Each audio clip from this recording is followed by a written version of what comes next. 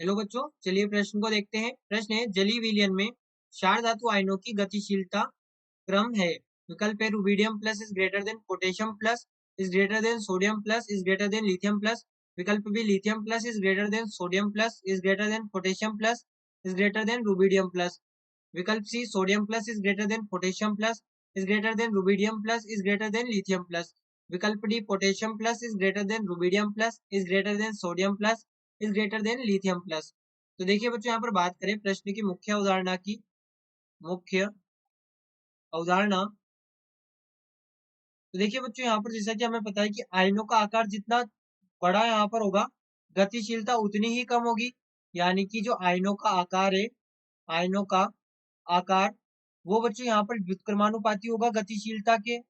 गतिशीलता गतिशीलता के व्युत्क्रमानुपाती होगा आयनों का आकार, क्योंकि जितना बड़ा आयन होगा उसकी गतिशीलता उतनी ही कम होती है।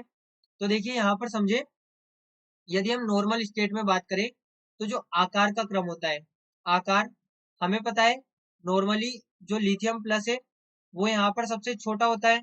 लिथियम प्लस सबसे छोटा होता है, उसके बाद में यहाँ पर सोडियम प्लस, फिर यहाँ पर होगा पोटेशियम प्लस, उसके बाद में ये होगा रुबीडियम प्लस। ये हम नॉर्मली बात कर रहे हैं, ठीक है। अब देखिए यहाँ पर ध्यान दें बच्चों कि जो हमसे यहाँ पर जलीय विलयन की बात की गई है, तो जलीय विलयन में क्या होता है, जो हमारे पास में जितना छोटा आयन होगा उसके आसपास जल के उतने ही ज्यादा अणु आएंगे। जितना छोटा आयन होगा उसके आसपास जल के उतने ही ज्यादा आयन आएंगे। तो यहाँ पर हम लिथियम से समझे, जो लिथियम है ये सबसे छोटा है। तो अब क्या होगा, लिथियम के आसपास में जल के जो अणु आएंगे वो इस प्रकार से होंगे। यहाँ पर लिथियम प्लस है, तो हमें पता है कि जो जल होता है उसमें एक तो होता है ऑक्सीजन और दो होते हैं हाइड्रोजन। एक ऑक्सीजन और दो हाइड्रोजन होते हैं।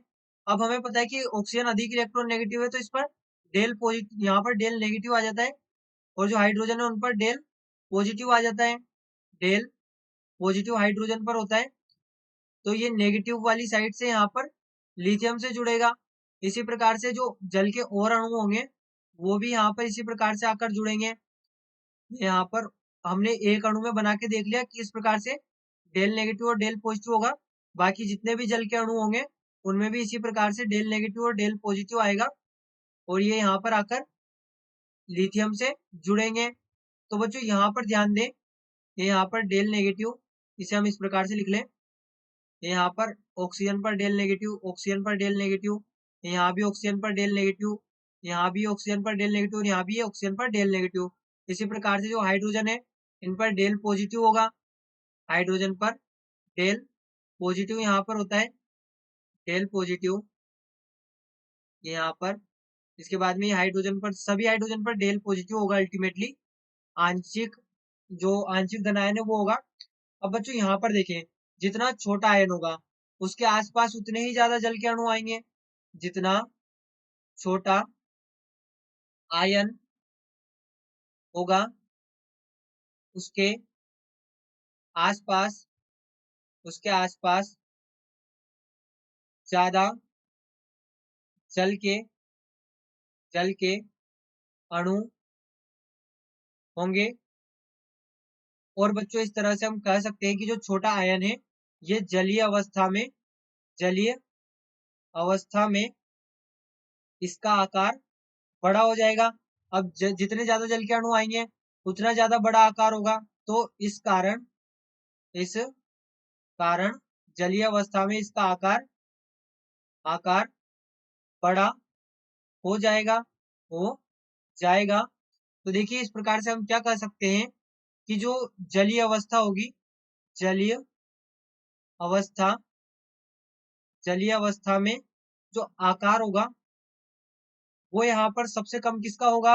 अब सबसे कम वो रुबीडियम का होगा, और सबसे अधिक किसका होगा, सबसे अधिक लिथियम का होगा, क्योंकि सबसे ज्यादा अणु उसके आसपास में आएंगे। जल के सबसे ज्यादा अणु लिथियम प्लस के आसपास आएंगे, क्योंकि जो लिथियम प्लस है वो सबसे छोटा आयन था नॉर्मली। तो यहाँ पर लिथियम प्लस, अब हम देख रहे हैं एक्वस कंडीशन में, एक्वस कंडीशन में हम देख रहे हैं, तो ये यहाँ पर सबसे बड़ा आकार इसका होगा।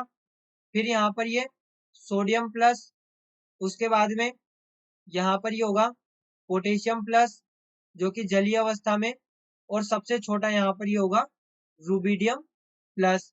अब बच्चों यहाँ पर हम मुख्य अवधारणा को देखें तो हमने क्या लिखा था कि आयनों का आकार जितना छोटा होगा उसकी गतिशीलता उतनी अधिक होगी, क्योंकि जो यहाँ पर गतिशीलता है वो आयनों के आकार के व्युत्क्रमानुपाती है। तो देखिए यहाँ से हम साफ साफ शब्दों में लिख सकते हैं कि जो गतिशीलता होगी, गतिशीलता उसका क्रम यहाँ पर इस प्रकार से होगा, रूबिडियम प्लस की सबसे अधिक होगी, रूबिडियम प्लस सबसे अधिक। उसके बाद में यहाँ पर पोटेशियम प्लस, हम बात करें एक्वस कंडीशन में यानी कि जलीय अवस्था में, यहाँ पर एक्वस।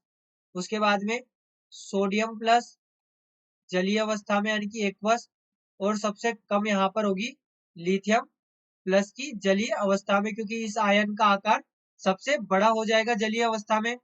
जलीय अवस्था में इस आयन का आकार सबसे बड़ा हो जाएगा, और सबसे बड़ा आकार होने के कारण जो इसकी गतिशीलता होगी वो सबसे कम हो जाएगी। तो देखिए यहाँ से हम देख सकते हैं जो हमारा सही विकल्प होगा वो यहाँ पर होगा सबसे अधिक किसकी है, रूबिडियम की है। तो यहाँ पर ये तीनों ऑप्शन तो कैंसिल हो ही गए डायरेक्टली, तो हमारे पास में विकल्प ए सही उत्तर होगा, जहां पर रूबिडियम प्लस की सबसे अधिक गतिशीलता होगी जलीय विलयन में। तो बच्चों आशा करते हैं आपको प्रश्न समझ आया होगा। धन्यवाद।